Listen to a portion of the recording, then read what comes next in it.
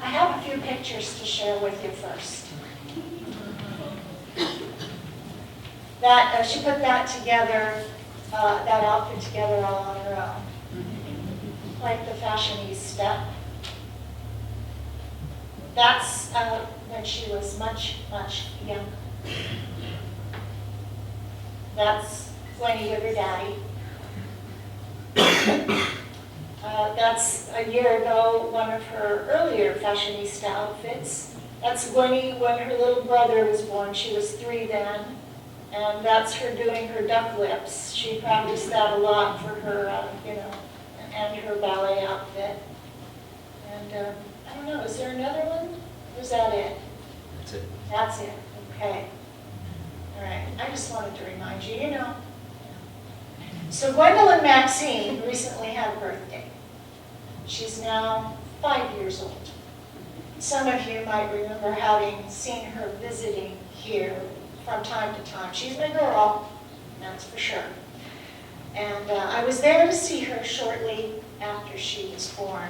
I took care of her quite a lot during the first 2 years of her life, and she's changed a lot in 5 years. But as big as the transformation was in Gwen's life, it still pales compared to the change she made in her dad's life, Alex. And that change happened fast. It happened in the time it took for him to hold her and look into her face in the minutes after she was born. Now, I wasn't there when that moment happened. I learned about it a few hours later when I came and met Gwen for the first time and hugged her mom and dad there in the hospital. Alex and I went down to the cafeteria for a cup of coffee.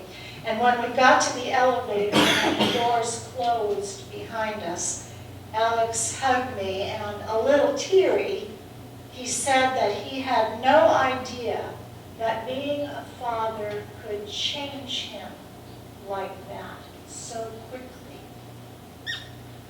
He said he felt like a different person, and more than that, that everything seemed different. He told me he understood everything in a new way, as though the whole world had opened up for him. This was such a revelation for him.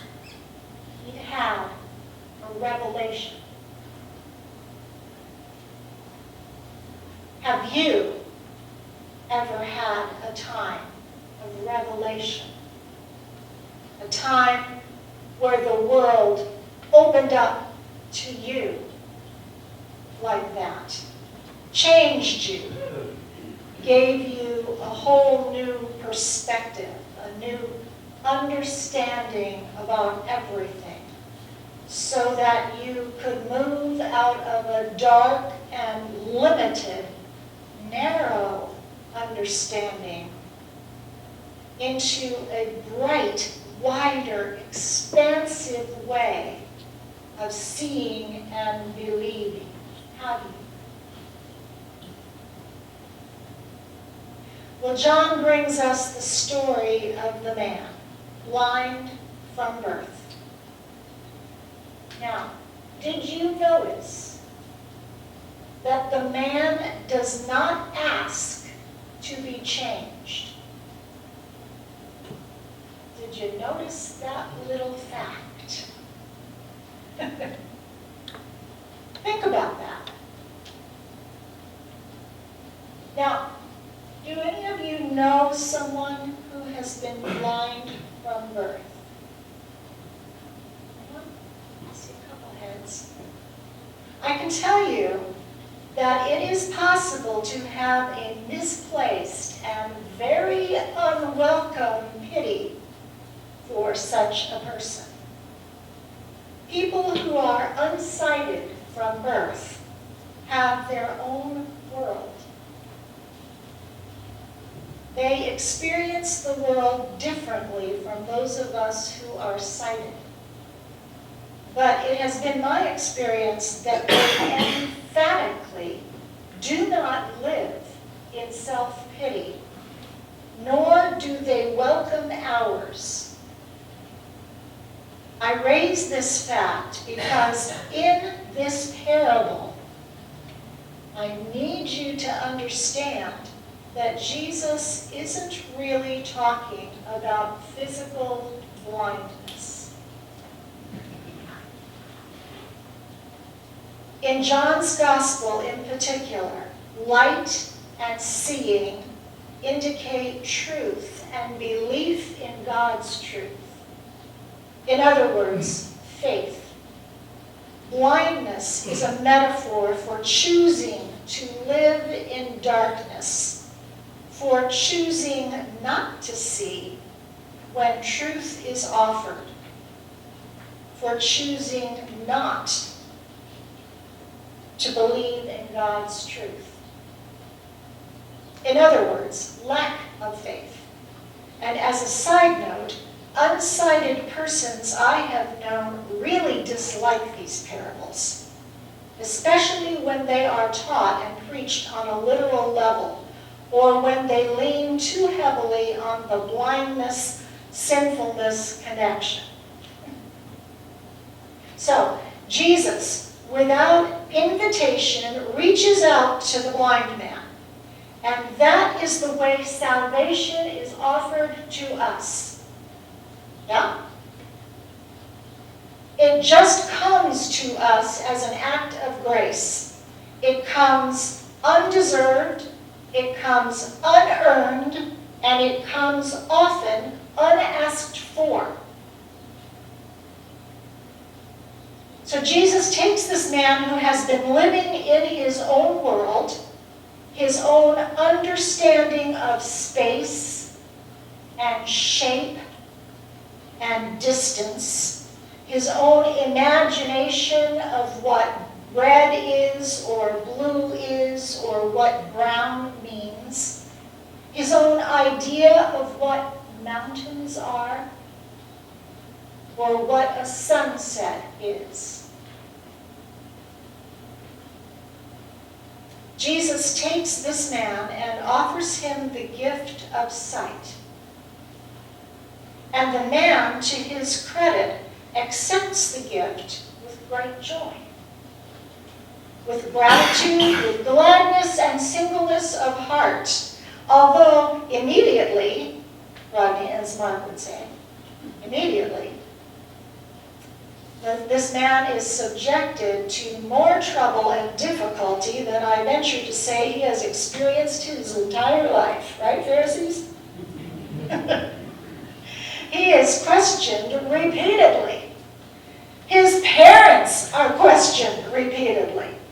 Notice, sadly, that they, in their fear, leave him to his own devices. But he is faithful. He tells what he knows and he doesn't back down from it. It happened quickly, he says. A man came to him. He was blind, but now he sees. He doesn't understand it. It just happened. Jesus speaks to the Pharisees who understand what this sort of activity might indicate to them. But although they can acknowledge, they could, if they chose to, that Jesus is the Messiah, the chosen one, they will not allow themselves to see who Jesus is. They will not allow themselves to recognize the one sent from God standing in their midst. If they did, they would have to change. Probably more than the blind man would have to change. They choose, in effect, to remain blind to God's truth. We are on the road to salvation, and not just during these 40 days. but each day of our life. Perhaps you have already had that moment in your life when you knew that Jesus reached out to you and you saw things differently from that moment on. For some, like the blind man today, like Paul on the road to Damascus, and maybe like you, it happened in a moment, in a flash of truth, maybe. A revelation that opened your eyes and caused light to come where there had been darkness before. Or maybe your revelations have come in small installments along the way. Over the years, your vision improving more and more with each passing year of faithfulness. Or maybe you're still hanging back, choosing the comfort of your own imaginations, your own philosophy, your own imagined universe.